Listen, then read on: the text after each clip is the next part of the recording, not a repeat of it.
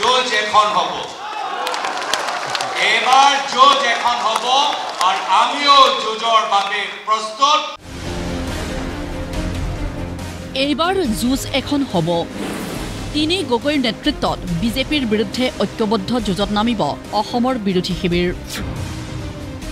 কংগ্ৰেছে অকলে নেখেৰে ২৬ৰ বিধানসভা নিৰ্বাচন প্ৰথম দিনতে কৈছো আজিও কৈছো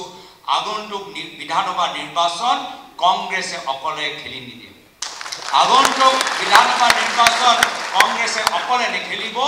কংগ্ৰেছে বিভিন্ন লগত সকলো লগত কথাখিনি পাতি আমি আগবাঢ়ি যাম ঐক্যবদ্ধ যুঁজৰ বাবে সাজু ৰাইজৰ দলো আমি দৃঢ় সুদৃঢ় আমাৰ অলপ ইফাল নাথাকে আমি ৰাইজৰ দলে একলগ হ'বৰ কাৰণে কেৱল হুইচেলটোৰ কাৰণে ৰৈ আছোঁ হুইচেলটোৰ কাৰণে যিদিনে আপোনালোকে হুইচেল মাৰিব আমি একলগ হ'ম আৰু হিমন্ত বিশ্ব শৰ্মা আৰু বিজেপি চৰকাৰখনক ব্ৰহ্মপুত্ৰত দলিয়াই পেলাম দেওবাৰে মাছখোৱাৰ প্ৰাগজ্যোতি সাংস্কৃতিক প্ৰকল্পৰ প্ৰেক্ষাগৃহত অনুষ্ঠিত নাগৰিক সমাজৰ অভিৱৰ্তনৰ কালতে দেখা গ'ল এই পৰিৱেশ একেখন মঞ্চত বিৰোধীৰ ঐক্যবদ্ধ যুঁজৰ কথা ক'লে তিনি গগৈয়ে প্ৰদেশ কংগ্ৰেছৰ সভাপতি গৌৰৱ গগৈ ৰাইজৰ দলৰ সভাপতি অখিল গগৈ আৰু অসম জাতীয় পৰিষদৰ সভাপতি লুৰিণজ্যোতি গগৈৰ মুখতো শুনা গ'ল বিৰোধী ঐক্যৰ কথা যে ইয়াৰ আৰম্ভণি আজিৰ পৰা সিদ্ধান্ত হ'ব লাগে যে কাৰ্যকৰীকৰণ কেতিয়াৰ পৰা হ'ব আৰু কেনেকৈ হ'ব উপস্থিত ৰাইজক উদ্দেশ্যি প্ৰয়োজন সাপেক্ষে সকলো ধৰণৰ বুজাবুজি আৰু এৰা ধৰাৰ কথাও শুনা গ'ল তিনি গগৈৰ মুখত ৰাইজৰ দলে বেছি চিট বিচাৰিব এইটোতে চাগে গণ্ডগোলটো লাগিব এনেকৈ বুলি কয় মই আপোনালোকক একদম ক্লিয়াৰলি কৈ দিছোঁ যে সেইটোক লৈ আপোনালোকে কোনেও ভাবিব নালাগে অমৈহতীয়া মঞ্চটোৱে অমৈহতীয়াভাৱে বহি ৰাইজৰ দলক যদি দুটা চিট দিয়ে দুটা চিটত খেলিব আৰু ২৫টা চিট যদি দিয়ে ২৫টা চিটত কথা পাতিম কথা সুধিম ক'ৰবাত আমাকো নিজকে শুদ্ধ কৰিব লাগিব আমি স্বীকাৰ কৰিছোঁ আমি যে চব কথা জানো নহয় আমি ঐক্যবদ্ধ হ'বই লাগিব এইটো আমাৰ প্ৰাথমিক চৰ্ত বিৰোধী ঐক্যৰ এনে সম্ভাৱনাই উৎসাহিত কৰিছে বিজেপি বিৰোধী শিবিৰক বিপৰীতে প্ৰতিক্ৰিয়া মুখ্যমন্ত্ৰী ডক্টৰ হিমন্ত বিশ্ব শৰ্মাৰ মিত্ৰতা আমিও কৰি আছো আমাৰ লগত সকলো আছে মিত্ৰতাটো আমিও কৰি আছো অতুল বৰা কেশৱ মহন্ত প্ৰমোদ বড়ো আমাৰ লগততো সব আছে টংকেশ্বৰ ৰাভা গতিকে ৰমাকান্ত দেউৰী প্ৰদান বৰুৱা ৰণোজ পেগু ভুৱন পেগু সেইটো ডাঙৰ মিত্ৰতা নহয় জানো সেইটো কথাও আপোনালোকে কওক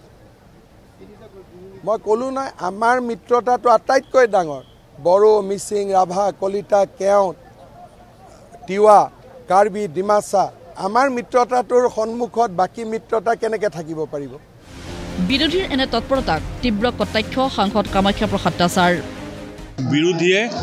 ইলেকশ্যনলৈকে অলপ কুচকাৱাজ চলাই থকাটো আমিও বিচাৰোঁ কাৰণ বিৰোধী নাথাকিলেও বেয়া লাগে তেওঁলোকে মুখ্যমন্ত্ৰী কোন হ'ব কেইদিনমানৰ পিছত সেইটোলৈকে যুদ্ধ হ'ব আৰু মন্ত্ৰী কোন হ'ব সেইটোলৈও যুদ্ধ হ'ব আপোনালোকে তাতকৈ ডাঙৰ কথা টিকেট কোনে পাব সেইটো লৈ পেলাই যুদ্ধ হ'ব আপোনালোকে এইটো নিশ্চিত থাকক গৌৰৱ গগৈক লৈ ক্ৰমবৰ্ধমান উৎসাহ সন্দৰ্ভতো প্ৰতিক্ৰিয়া সাংসদগৰাকীৰ নবৰি আহিলে মানুহে চাবলৈ যায়েই ফেচবুকৰ লাইক কমেণ্টক নিৰ্ভৰ কৰি চৰকাৰ গঠন অসম্ভৱ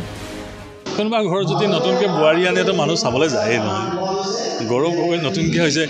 গৌৰৱ গগৈ অসমৰ ৰাজনীতিৰ কাৰণে নতুন নহয়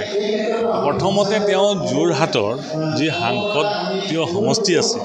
তাতে কংগ্ৰেছৰ ফলাফল কি চাই ল'ব লাগে তেওঁৰ নিজৰ দলৰ ফলাফল তেওঁৰ নিজৰ সমষ্টিতে তেওঁৰ পিতৃৰ সমষ্টি তেওঁৰ গৃহ সমষ্টিতে যদি বিধ্বংস হ'ব পাৰে অসমখন উদ্ধাৰ কৰাৰ কথা চিন্তা কৰিব নালাগে আৰু জনসাধাৰণেও এই কথা ভ্ৰমত থাকিব নালাগে ফেচবুকৰ লাইক ফেচবুকৰ কমেণ্ট কৰি যদি চৰকাৰ গঠন কৰিম কৰিছে তেতিয়াহ'লে আকাশত চাং পতাৰ বাদে বেলেগ একো বিৰোধী ঐক্যৰ বাবে আহ্বান জনাই অহা ৰাইজৰ দলৰ সভাপতি অখিল গগৈকো তীব্ৰ কটাক্ষ কাজিৰঙাৰ সাংসদগৰাকীৰ অখিল গগৈৰ বাবেই যুদ্ধ হ'ব বিৰোধী শিবিৰত অখিল গগৈৰ এই কথাটো চবকে হাঁহিহঁতৰ পাত্ৰ কৈছে মই কইনা মোক বিয়া পাত এনেকুৱা নিচিনাহে লাগি আছে মই অখিল গগৈ তেওঁৰ ইম্পৰ্টেঞ্চটো বাকী ৰাজনৈতিক দলবিলাকে অকণমানো গ্ৰহণে কৰিব খোজা নাই তেওঁ নিজৰ সমষ্টিটো প্ৰথমতে উদ্ধাৰ কৰি লওকচোন তাৰপিছত দেখা যাব তাৰপিছত তেওঁ পুনৰ জিকি আহক মই অখিল গগৈক আহ্বান জনাম যে তেওঁ নিজৰ সমষ্টিটো এবাৰ এছেছমেণ্ট কৰিব লাগে পঞ্চায়তত কি হৈ গ'ল আৰু বিৰোধী ঐক্যৰ কথাটো কৈ আছে তেওঁৱে মুখ্যমন্ত্ৰী বিচাৰিব কিজানি সেইদিনাখনে যুদ্ধখন হ'ব ব্যুৰো ৰিপোৰ্ট প্ৰতিদিন টাইম